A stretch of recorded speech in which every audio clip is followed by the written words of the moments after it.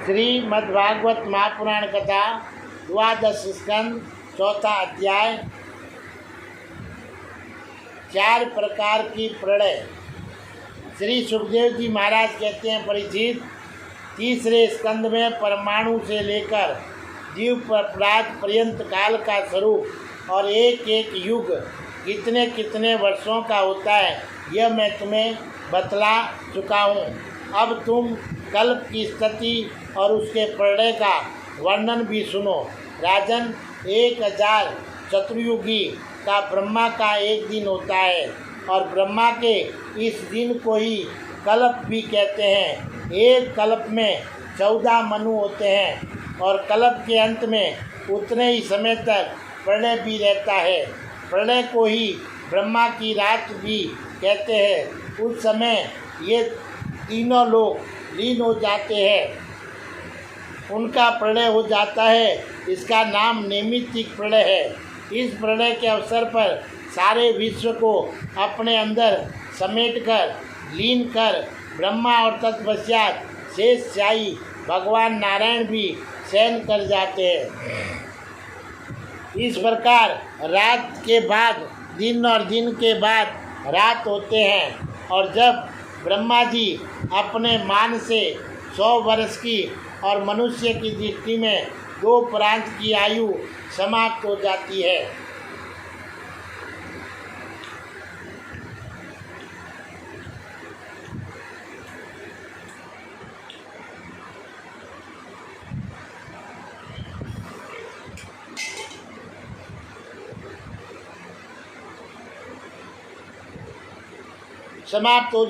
जब मैथव, अहंकार और पंच तन मात्र ये 7 प्रकृतियां में प्रलय का कारण उपस्थित होने पर पंचभूतों के मिश्रण से बना हुआ ब्रह्मांड अपना स्थल रूप छोड़कर और कारण रूप में स्थित हो जाता है।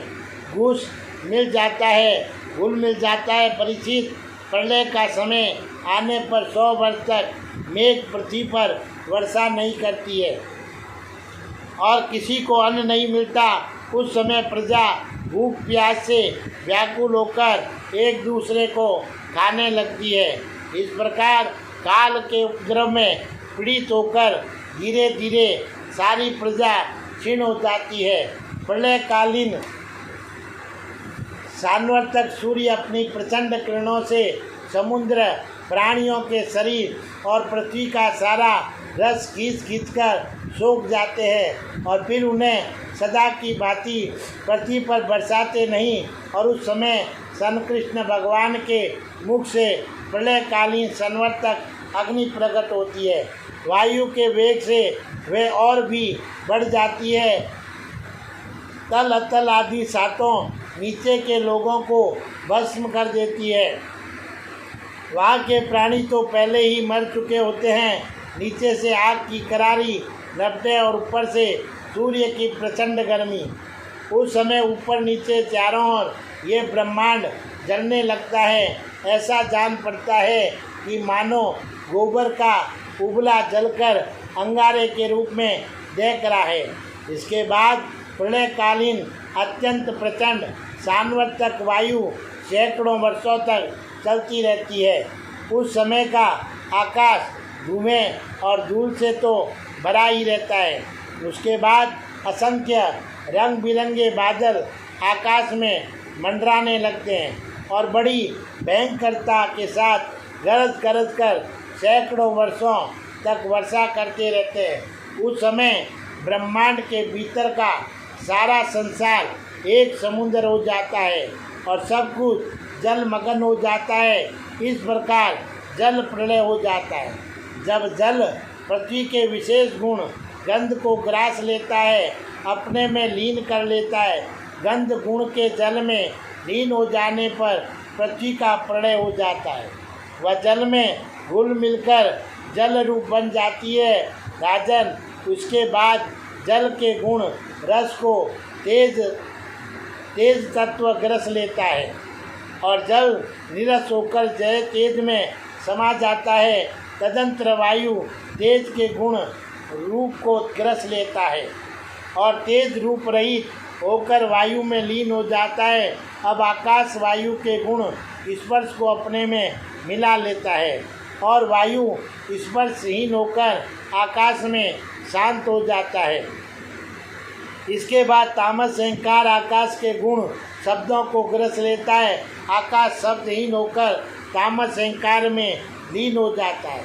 इसी प्रकार तेजस अहंकार इंद्रियों को और व्यवहारिक सात्विक अहंकार इंद्रियाधिष्ठात्र देवता और इंद्रियावृत्तियों को अपने में लीन कर लेता है।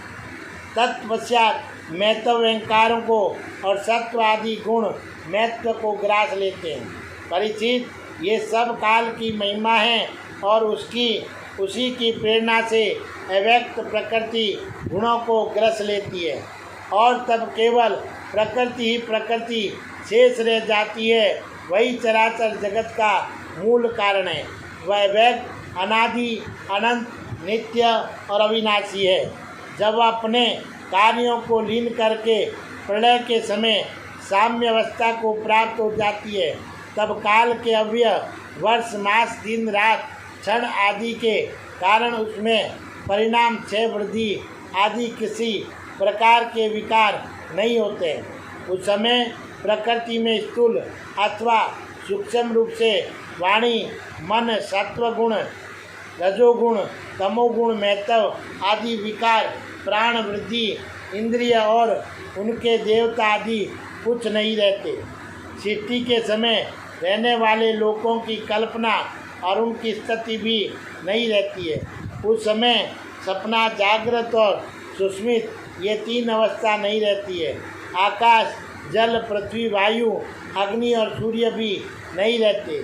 सब कुछ सोए हुए के समान शून्य सा रहता है। उस अवस्था का तर्क के द्वारा अनुमान करना असंभव है। उस व्यक्ति को ही जगत का मूलभूत तत्व कहते हैं। इसी अवस्था का नाम प्राकृतिक प्रलय है। उस समय पुरुष और प्रकृति दोनों की शक्तियाँ काल के प्रभाव से क्षीण हो जाती है और विवेश होकर अपने मूल स्वरूप में लीन हो जाती है। परिचित, अब आत्यंतिक प्रलय अर्थात मोक्ष का स्वरूप बतलाया जाता है। बुद्धि, इंद्रिय और उनके विषयों के रूप में उनका अधिष्ठान ज्ञान स्वरूप वस्तु ही भाषित हो रही है। उन सब का तो आदि भी है और अंत भी है, इसलिए वे सब सत्य नहीं है। वे दृश्य है और अपने अधिष्ठान से भिन्न उनकी सत्ता भी नहीं है, इसलिए वे सर्वथा मिथ्या माया मात्र है। जैसे दीपक, नेत्र और रूप ये तीनों देश से भिन्न नहीं है, वैसे ही बुद्धि, इंद्रिय और इनके विषय तन मात्र भी अपने अधिष्ठान स्वरूप ब्रह्मा से भिन्न नहीं है।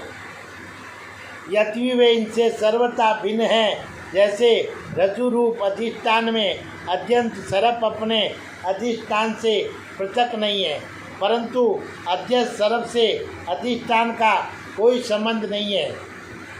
परिचित, जागृत, सपना और सुषुप्त ये तीनों अवस्थाएं बुद्धि की है।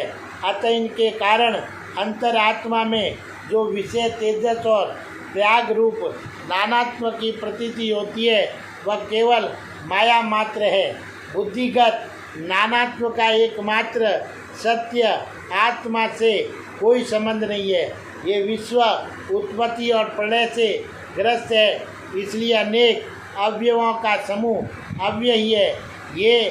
अतः ये कभी ब्रह्मा में होता है और कभी नहीं होता। ठीक वैसे ही जैसे आकाश में मेघमाला कभी होती है और कभी नहीं होती है। परिचित, जगत के व्यवहार में जितने भी अवयवी पदार्थ होते हैं, उनके न होने पर भी उनके भिन्न भिन्न अवयव सत्य माने जाते हैं, क्योंकि वे उनके कारण हैं। जैसे वस्त्र रूप अव्ययी के न होने पर भी उसके कारण रूप जगत के अभाव में भी इस जगत के कारण रूप अव्ययी की स्थिति हो सकती है, परंतु ब्रह्मा में ये कार्य कारण भाव भी वास्तविक नहीं है।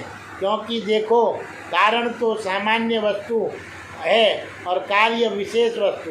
इस प्रकार का जो भेद दिखाई देता है वह केवल ब्रह्म ही है, जिसका हेतु यह है कि सामान्य और विशेष भाव आपेक्षिक अन्योन्यचित विशेष के बिना सामान्य और सामान्य के बिना विशेष की स्थिति नहीं हो सकती है। कार्य और कारण भाव का आदि और अंत दोनों ही मिलते हैं, इसलिए भी वह साप्रायिक भेदभाव के समान सर्वथा अवस्तु है। इसमें संदेह नहीं, ये प्रपंच रूप विकार साप्रायिक विकार के समान ही प्रतीत हो रहा है, तो भी ये अपने अधिष्ठान ब्रह्म स्वरूप आत्मा से भिन्न नहीं है। कोई चाहे भी तो आत्मा से भिन्न रूप में अणु मात्र भी इसका निरूपण नहीं कर सकता। यदि आत्मा से पृथक इसकी सत्ता मानी भी जाए तो ये भी चिद्रूप आत्मा के समान स्वयं प्रकाश होगा, और ऐसी स्थिति में वह आत्मा की भांति ही एक रूप सिद्ध होगा। परंतु इतना तो सर्वथा निश्चित है कि परमार्थ सत्य वस्तु में नानात्व नहीं है। यदि कोई अज्ञानी परमार्थ सत्य वस्तु में नानात्व स्वीकार करता है तो उसका वह मानना वैसा ही है जैसा महाकाश और घटाकाश का आकाश स्थिति सूर्य और जल में प्रतिबिंब सूर्य का तथा पाएँ वायु और आंतर वायु का भेद मानना। जैसे व्यवहार में मनुष्य एक ही सोने को अनेकों रूपों में गढ़ गलाकर तैयार कर लेते हैं और वे कंगन कुंडल कड़ा आदि अनेकों रूपों में मिलता है। इसी प्रकार व्यवहार में निपुण विद्वान लौकिक और वैदिक वाणी के द्वारा इंद्रियातीतात्म स्वरूप भगवान का भी अनेकों रूपों में वर्णन करते हैं। देखो ना, बादल सूर्य से उत्पन्न होता है और सूर्य से ही प्रकाशित, फिर भी वह सूर्य के ही अंश नेत्रों के लिए सूर्य का दर्शन होने में बाधक बन बैठता है। इसी प्रकार अहंकार भी ब्रह्मा से ही उत्पन्न होता है और ब्रह्मा से ही प्रकाशित होता है, और ब्रह्मा के अंश जीव के लिए ब्रह्म स्वरूप के साक्षात्कार में बाधक बन बैठता है। जब सूर्य से प्रकट होने वाला बादल तितर बितर हो जाता है तब नेत्र अपने स्वरूप सूर्य का दर्शन करने में समर्थ होते हैं। ठीक वैसे ही जब जीव के हृदय में जिज्ञासा जगती है तब आत्मा की उपाधि अहंकार नष्ट हो जाता है और उसे अपने स्वरूप का साक्षात्कार हो जाता है। प्रिय परिचित, जब जीव विवेक के खड़क से माया में अहंकार का बंधन काट देता है तब ही अपने एक रसात्म स्वरूप के साक्षात्कार में स्थित हो जाता है। आत्मा की ये माया मुक्त वास्तविक स्थिति ही आत्यताई प्रलय कही जाती है। ये शत्रुदमन तत्वदर्शी लोग कहते हैं कि ब्रह्मा से लेकर और तिनके तक जितने प्राणी या पदार्थ है सभी हर समय पैदा होते और मरते रहते हैं, अर्थात नित्य रूप से उत्पत्ति और प्रलय होता ही रहता है। संसार के परिणामी पदार्थ नदी प्रवाह दीप शिखा आदि क्षण क्षण बदलते रहते हैं। उनकी बदलती हुई अवस्था को देखकर यह निश्चय होता है कि देह आदि भी काल रूप सोते के वेग में बहते बदलते जा रहे हैं। इसलिए क्षण क्षण में उनकी उत्पत्ति और प्रलय हो रहा है। जैसे आकाश में तारे हर समय चलते ही रहते हैं परंतु उनकी गति स्पष्ट रूप से नहीं दिखाई पड़ती है, वैसे ही भगवान के स्वरूपभूत अनादि अनंत काल के कारण प्राणियों की प्रतिक्षण होने वाली उत्पत्ति और प्रलय का भी पता नहीं चलता। परिचित, मैंने तुमसे 4 प्रकार के प्रलय का वर्णन किया। उनके नाम हैं नित्य प्रलय, नैमित्तिक प्रलय और प्राकृतिक प्रलय और अत्यधिक प्रलय। वास्तव में काल की सूक्ष्म गति ऐसी ही है। हे कुरुक्षेत्र, विश्व विधाता भगवान नारायण ही समस्त प्राणियों और शक्तियों के आश्रय है। जो कुछ मैंने संक्षेप से कहा है वह सब उन्हीं की लीला कथा है। भगवान की लीलों का पूर्ण वर्णन तो स्वयं ब्रह्मा जी भी नहीं कर सकते।